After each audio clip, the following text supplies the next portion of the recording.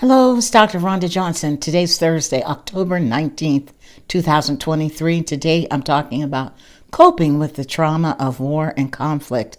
But first, a question. How has this new escalation of violent conflict between Israel and Hamas left you feeling?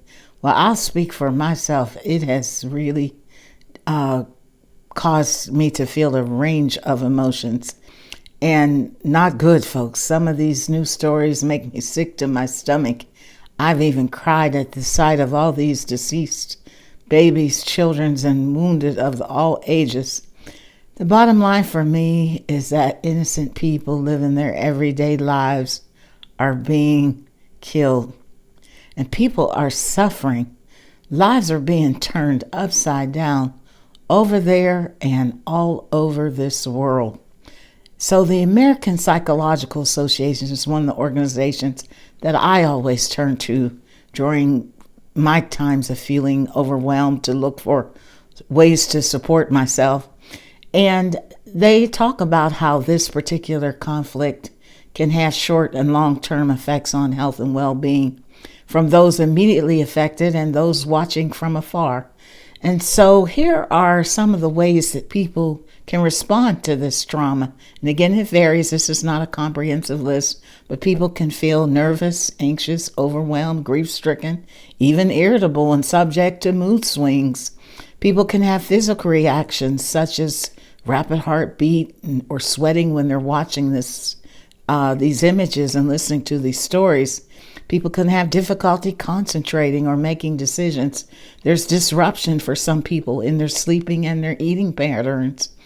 And people can actually have their relationships change with others, particularly if they don't agree or, they take sides of the conflict. They may be more prone to anger, argument, or some people just shut down and become isolated. Then there are the stress-related physical symptoms.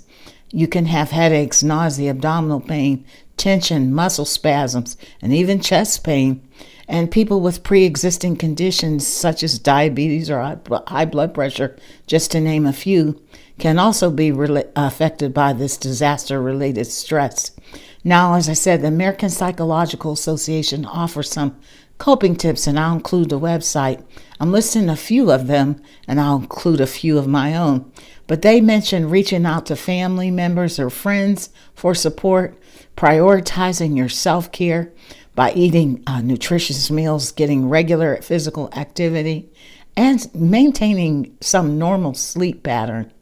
They say be intentional about coping strategies that are healthy, such as invoking or indulging in art, music, meditation, relaxation, and spending time in nature.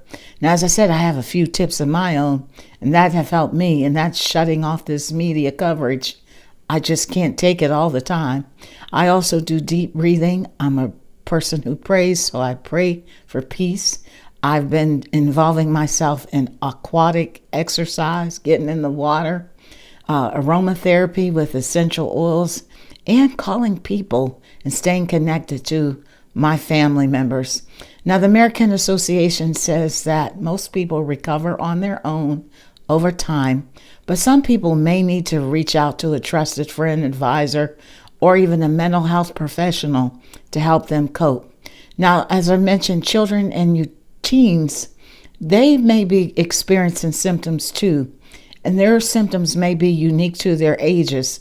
And parents, remember, or caregivers, they may need more attention, more understanding, extra time to talk about what they're hearing at school or from their friends or what they're watching on social media. And don't forget to keep them on their routine schedule too. So again, that's my message today. I hope that you're coping well and that you're finding ways to cope with this situation. Take care, stay well, be well, and I'll appreciate your comments. Feel free to leave me a comment.